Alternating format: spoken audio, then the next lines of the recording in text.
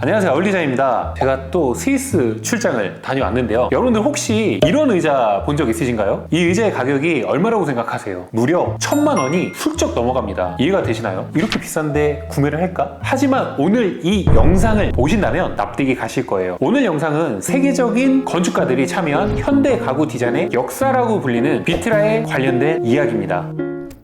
이미 알고 계시는 분들도 계시겠지만 비트라는 하이엔드 가구 업체라고 불리고 있어요. 여기서 판매하고 있는 그랑 릴렉스 앤 오토만이라는 의자는 약 1800만 원 정도 호가한다고 합니다. 이 의자뿐만 아니라 지금도 굉장히 유명한 임스 부부의 라운지 체어, 베르너 펜톤의 펜톤 체어 각각 1100만 원, 250만 원을 호가하고 있습니다. 굉장히 비싸다고 느낄 수도 있는데 사실 이렇게 가격이 측정되는 이유가 있어요. 우리가 집을 사거나 전세, 월세, 계약해서 나만의 공간을 얻게 되면 제일 먼저 하는 게 빈 공간에 가전이나 가구를 채워 넣잖아요. 침대부터 시작해서 옷장, 소파, 테이블, 그리고 의자까지 몸을 편안하게 해주는 편의성에 필요한 가구부터 채워 나가죠. 또 요즘은 편의성뿐만 아니라 예술까지 생각해서 디자인에도 신경을 굉장히 많이 쓰고 있어요. 그만큼 가구는 우리 삶의 많은 부분을 차지하게 됐는데 지금부터 먼 과거로 거슬러 올라간다 해도 이게 역사적인 컨텍스트로만 봐도 되게 복잡해요. 고대 이집트의 노예들이 가구를 제작하는 모습이 묘사되어 있는 것으로 보아 고대 국가의 형성 이후로 시작되었다고 봐도 과언이 아니죠. 결국에는 가구는 원시적인 동물적인 습성에서 벗어나 인간이 문명생활을 한다는 의미가 있죠. 인간은 도구의 활용으로 영역을 넓혀서 강해졌고 가구 역시 삶에 꼭 필요하진 않지만 기능과 편의성을 추구해 삶의 가치를 높이는 도구라는 거죠. 그리고 또 다른 의미에서는 인간의 계층적인 권위를 상징하며 사회적, 경제적 지위를 나타내는 척도 중에 하나라고도 이용되고 있어요. 과거 이집트 벽화 같은 것을 보면 왕과 왕비는 의자에 앉아있고 노예나 지위가 낮은 사람들은 서 있는 그림이 있죠. 또 우리가 사극 같은 드라마를 본다면 왕이나 귀족들은 먼 거리를 이용할 때나 얘기를 할 때 앉아서 얘기를 하죠. 지위가 높은 사람들만 쓰는 도구로서 편안함을 계속해서 추구했다는 거예요. 그래서 결국에는 가구란 실내에서 배치하는 도구라는 건데 움직임이 자유로우면서도 몸을 갖고 있는 인간이 이 공간과 어떻게 관계를 맺을 것인가를 규정하는 인체와 동맹을 맺는 가장 작은 액션이라는 거죠. 과거에는 의자를 주로 나무로만 만들었는데 당시에는 직선이나 평면으로 사용하는 기술밖에 없었어요. 라운드라는 게 없어서 상당히 불편했을 거예요. 근데 2차 세계대전이 일어나면서 미국 해군을 위해 군인용 부목을 10만 개 정도 만들게 됐는데 많은 부목을 만들며 실험하면서 하판을 둥글게 굽혀 입체적으로 신체를 지지할 수 있는 형태를 고안하게 된 거죠. 그래서 당시 기술력을 최대한 끌어올려 둥근 합판 의자를 만들었어요. 그 최초의 성형 합판 의자를 만든 게 바로 비트라입니다.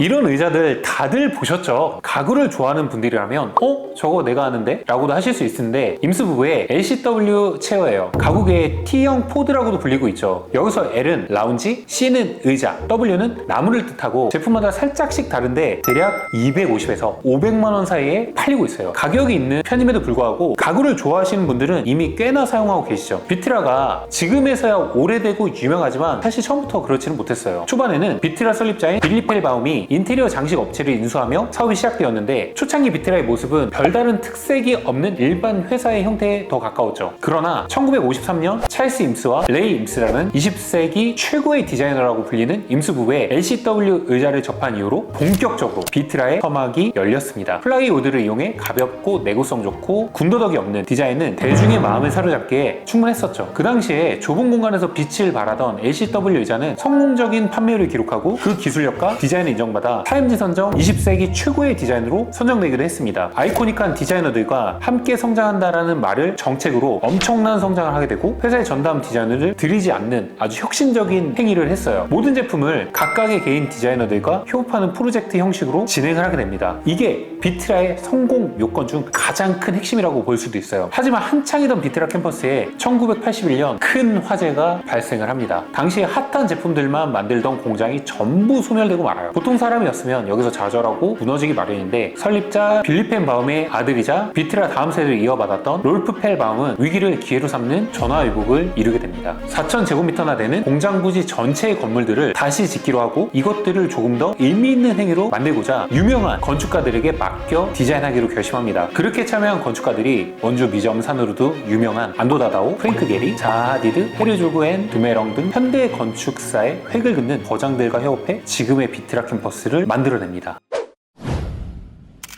비트라 캠퍼스는 건축, 인테리어, 가구에 관심이 없다고 해도 독일이나 스위스 여행을 가시는 분들이라면 꼭 일정에 넣으실 정도로 굉장히 유명한 곳이에요. 최근에는 가수 이효리 이상순 부부, 농철님께서도 비트라 캠퍼스에서 열리는 시티아트 바젤 파티에 초대받으셔서 관람도 하셨다고 합니다. 이 정도면 얼마나 유명한지 아시겠죠? 이 캠퍼스에는 여러 가지 건축물들이 있는데 가장 대표적인 것은 비트라우스입니다. 2006년에 완공된 이 건물은 스위스 건축 듀오인 헤르주그와 피에르 드메롱이 설계하였는데요. 박공 주택으로 건축되어 있고 평범한 벽과 진한 회색 지붕, 그리고 박공벽면 내부가 훤히 들여다보이는 유의가 특징입니다. 그래서 겉으로 보면 마치 집들을 차곡차곡 쌓아놓은 것 같은 스태킹 개념이 적용된 재미있는 구성을 엿볼 수가 있습니다. 특히 내부에는 층별로 비트라 제품을 볼 수 있는 쇼룸과 매장, 카페 등으로 이루어져 있고 수직적인 요소로 구성된 층들을 연결한 계단, 관람차처럼 의자를 정리해 놓은 구성도 재미나게 볼 수 있어요. 또한 여기 있는 제품은 아주 작은 사무용 의자 하나도 100만 원대를 호가한다고 합니다. 우리가 들으면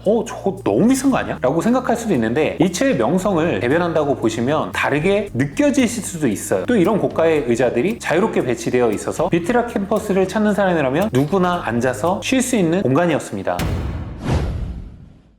두 번째로는 비트라 디자인 뮤지엄입니다. 이 건물도 아주 유명한 건축가분이 지으셨어요. 최초의 해체주의 건축가라고 불리는 프랭크 게리입니다. 제가 정말 프랭크 게리 좋아해요. 이 건물은 1989년에 건립되었는데 단순한 메터리얼을 사용하여 직선과 곡선으로 단단한 메스를 잘라서 붙여놓은 듯 역동적으로 표현했지만 실상은 굉장히 유연한 느낌을 줍니다. 외부를 보시면 건물이 비틀어져 있는 게 상당히 도발적인 느낌이 들지 않나요? 그게 굉장히 연속적이고 역동적이라는 게 한눈에 보입니다. 확실히 해체주의 건축가답게 내부는 외관과 달리 질서정연하게 정돈되어 있어요. 표현 형태가 임의적이진 않지만 기능과 조명에 초점을 두고 결정한다고 합니다. 그래서 세계 최고의 디자인 박물관답게 건축, 예술 및 일상 문화의 전시를 매년 개최한다고 합니다. 그래서 저희가 공간 표현할 때 곡선 되게 많이 쓰잖아요. 그런 것들이 대부분 프랭크 게리의 어떤 시초라고도 볼 수 있을 정도로 외부에 있는 디자인이 내부로도 들여오는 거예요. 왜냐면은 건축의 역사와 인테리어의 역사를 따져봤을 때 건축의 역사가 훨씬 더 길거든요. 사실 프랭크 게리의 디자인의 영감을 되게 많이 받고 있는 것 같아요.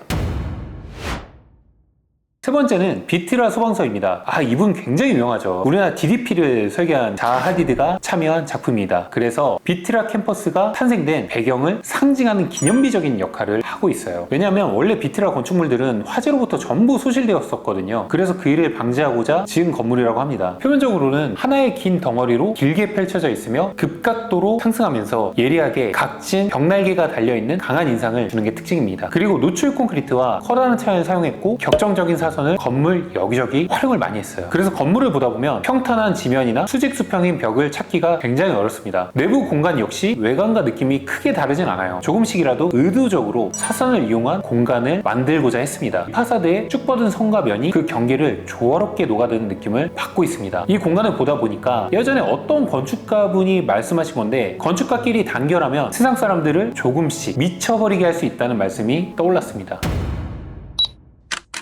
네 번째로는 컨퍼런스 파빌리온입니다. 우리나라의 제주 본태박물관, 원주의 뮤지엄산, 일본의 건축가 안도 다다오가 바로 그 주인공입니다. 디자이너들이 굉장히 좋아하고 있고 이 자연스러운 노출 콘크리트 벽면, 우리 발레나 페인트 많이 사용하잖아요. 기본적인 형태를 그 자연스러움을 추구하는 그런 건축가이기 때문에 굉장히 좋아하는 건축가입니다. 단순함과 엄격함, 지적인 균형을 특징으로 하고 있는데 차분하고 절제된 구조에는 다양한 회의실이 포함되고 있습니다. 특히 부피의 상당한 부분이 경사도 아래로 숨겨져 질서정연한 공간적 표현 능력을 보여주고 있어요. 안도는 항상 건축가에게 가장 중요한 것은 사람의 마음을 여는 것이라고 생각하고 건축 외적인 조건이나 기능적인 문제를 해결하는데 그치는 것이 아니라 시나 음악을 접했을 때처럼 감각이 깨어나고 지적인 자극을 줄 수 있어야 함을 강조하고 있습니다. 사진을 보시면 순수한 조형미와 자연을 끌어내는 조경, 명과 암을 극명하게 나누는 빛의 활용, 그리고 순수한 재료인 노출 콘크리트를 사용하는 것이 굉장한 특이점입니다. 빛과 노출 콘크리트를 정말 많이 사용한다. 그래서 안도가 물과 빛 그리고 노출 콘크리트 의 건축가라고 불리는 이유이기도 합니다. 안도는 이 사이트가 가진 주변 자연을 그대로 담고 싶은 마음에 건물 앞에 도로까지 폐쇄해달라고 요청하고 기존 나무들을 최대한 유지하면서 건축물을 가리지 않도록 벽과 담장을 낮게 설계했다고 합니다. 그의 설계는 이상하리만치 좁고 긴 길을 걸어가도록 유도합니다. 저도 이 길을 따라 걸었는데 정말 좋더라고요. 이 방식이 실내에서 봤을 때 연속적으로 이어져 보여요. 아무래도 자기가 생각한 대로 사람들이 걸어가서 자기가 보여주고 싶은 공간을 보고 싶게 만들고 싶어하는 의도가 있었던 있었던 것 같아요. 또 실질적인 사용 공간은 지하에 구성하였습니다. 별도의 가이드 투어를 신청하면 내부로 또 들어갈 수가 있다고 해요. 저도 이걸 신청해서 들었는데 기존에 우리가 책에 나와 있지 않은 비하인드 스토리들을 되게 많이 얘기를 해주더라고요. 마지막으로 제가 가장 인상 깊게 본 건물인데 샤우드포라는 건물입니다. 이 건물은 비트라 하우스를 건축했던 헤르주그와 피에르 드메롱 듀오가 2016년에 설계한 아카이브 공간입니다. 제가 방문한 5월까지 컬러 러시라는 타이틀로 의자의 역사를 컬러 있게 그라데이션하여 전시하기도 했는데요. 그 전시가 정말 너무 좋았어요. 외관은 완전히 창문이 없는 파사드로 단순한 박공 지붕이 특징인 샤우드포는 손으로 깬 듯한 파벽돌로 구성된 모놀리식 볼륨으로 나타나고 있어요. 그리고 바닥과 벽의 색상이 동일한데 다르게 보는 이유가 있어요. 바로 벽돌 때문이죠. 구멍이 있는 온장의 벽돌을 반으로 쪼개어 쌓고 불륜으로 깊게 처리했습니다. 이런 처리 방법 때문인지 생동감이 넘치는 질감을 부여하면서 단순하고 묵직함 있는 외관으로 샤우데포 내부의 물건의 문화적 가치를 반영하고 있습니다. 내부에는 비테라 캠퍼스의 주인인 롤프 펠바움이 소장한 7,000여 개의 의자와 조명 컬렉션을 만나볼 수도 있어요. 다양한 주제와 이유를 바탕으로 이들이 보유하고 있는 수없이 많은 의자와 소품들을 보여주고 있는데요. 제가 좋아하는 임스 부부의 가구 작업실이 지하 아카이브에 보관되고 있으니 꼭 한번 지하로 내려가서 보시면 좋을 것 같습니다. 근데 뭐 유리창이만 가려져 있어서 우리가 직접 눈으로 만지고 이렇게 하기에는 좀 어려워요. 그런 부분은 좀 참고하시면 좋을 것 같아요. 오늘은 비트라 캠퍼스의 건축과 가구에 대해서 살펴보았는데요. 예전이나 지금이나 건축가들은 건물 외에도 가구를 디자인하는 경우가 상당히 많다고 해요. 심지어 건축가들의 가구는 대대손손 물려줄 만큼 인기가 높다고 합니다. 그만큼 가구의 가치가 보존된다는 뜻이에요. 우리가 세계로 여행을 하면서 파리의 에펠탑, 이집트의 피라미드, 미국의 엠파이어 스테이트 빌딩을 관광하시는 것처럼 독일이나 스위스 여행을 하신다면 오늘 소개해드린 비트라 캠퍼스를 꼭 방문하셔서 세계적인 건축가들의 그 시작을 느껴보시면 좋고요. 왜 비트라 의자가 하이엔드 의자가 되었고 연예인이나 각종 셀럽들이 사랑하는 그런 의자가 되었는지 감상하시면 좋을 것 같습니다. 감사합니다.